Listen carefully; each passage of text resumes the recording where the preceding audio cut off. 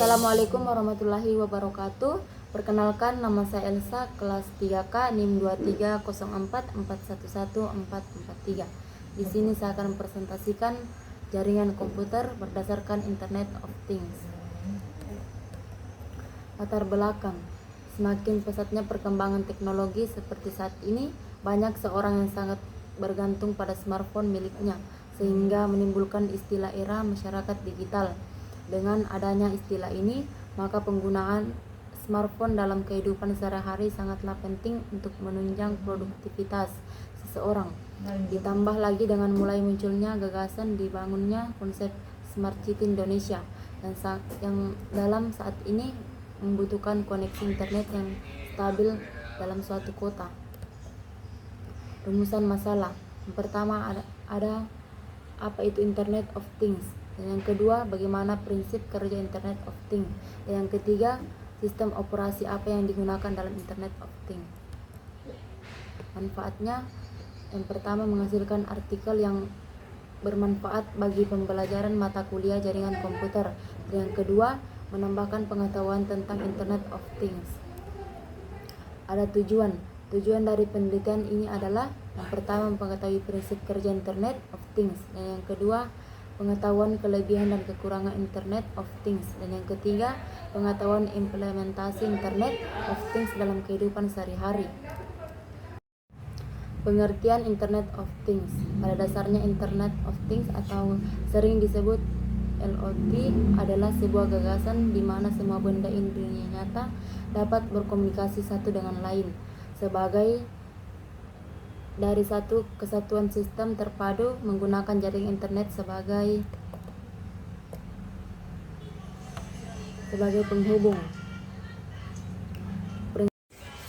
Prinsip kerja. Dasar prinsip kerja perangkat IoT adalah benda di dunia nyata diberikan identifikasi unik dan dapat dikali di sistem komputer dan dapat dipresentasikan dalam bentuk data di sebuah sistem komputer. Pada awal-awal implementasi gagasan IoT, pengenal yang digunakan agar benda dapat diidentifikasi dan dibaca oleh komputer dengan menggunakan kode batang, barcode, kode QR kode, dan identifikasi frekuensi radio RFID.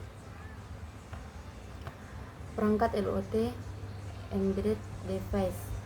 Sensor berfungsi sebagai penerima pengoleksi internet tentang apa yang ingin dimonitor, misalnya sensor suhu untuk mendapatkan informasi suhu, kamera, mikrofon, dan lain-lain.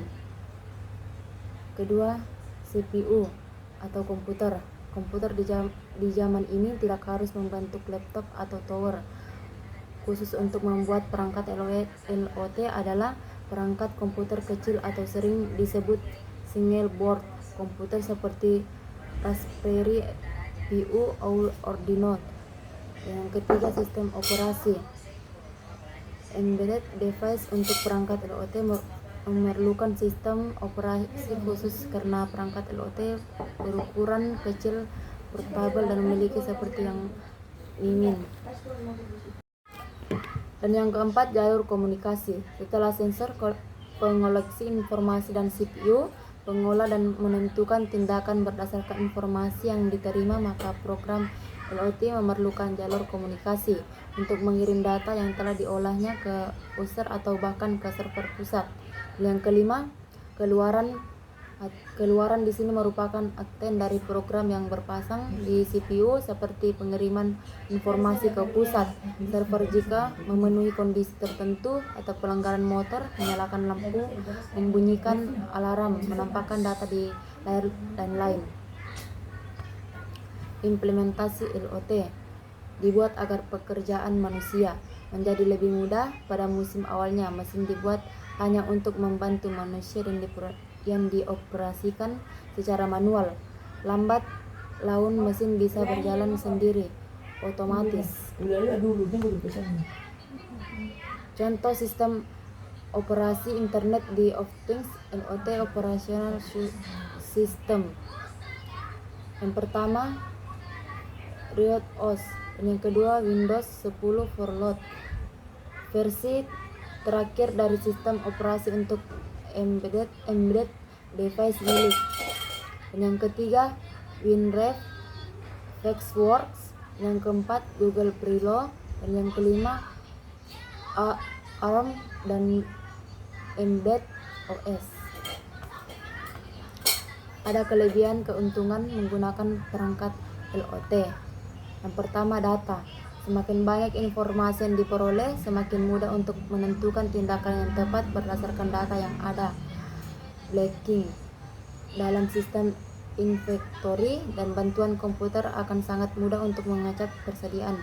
Dan ketiga, waktu dengan bantuan sistem komputer yang telah diprogram sebelumnya untuk mengelola informasi tertentu dan melakukan tindakan sesuai yang telah diprogram, dan maka proses analisa dan pengembalian keputusan berdasarkan data yang dibesar akan sangat cepat. Yang keempat, biaya. Dengan bantuan mesin yang kemampuannya dapat diatur dalam dapat menggantikan pekerjaan manusia. Manusia tidak perlu melakukan hal berat dan rumit di zaman sekarang. Cukup dengan menjadi operator mesin saja. Uraian materi. Yang pertama, compatibility kita atau bahwa tidak ada standarisasi pengguna sensor seperti pengguna USB. Ketika sebuah sistem dengan LOT device mengalami kekurangan, maka kita harus membeli di vendor yang sama untuk menggantikannya. Yang kedua, complexity. Di balik kemudian yang disajikan di sana dan disebut LOT model yang dirangkai secara komplain untuk menerima dan pengelola informasi dan alat tersebut memerlukan 3 ahli untuk merawat secara berkala agar sistem tetap berjalan. Dan yang ketiga, sovereignty. Semua perangkat dan program komputer rawan akan ditindak hacking.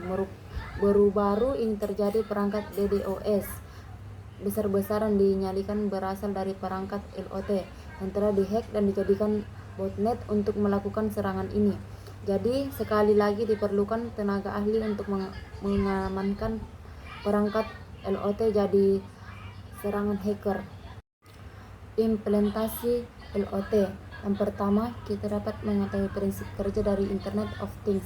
Dan yang kedua, kita dapat mengetahui kelebihan dan kekurangan pada konsep Internet of Things yang dierapkan. Yang ketiga, kita dapat mengetahui mengimplementasikan konsep Internet of Things dalam kehidupan sehari-hari. Dan yang keempat, kita dapat mengetahui 4 perangkat utama yang dibutuhkan dalam pembuatan sesuatu konsep Internet of Things. Sekian dan terima kasih. Assalamualaikum warahmatullahi wabarakatuh.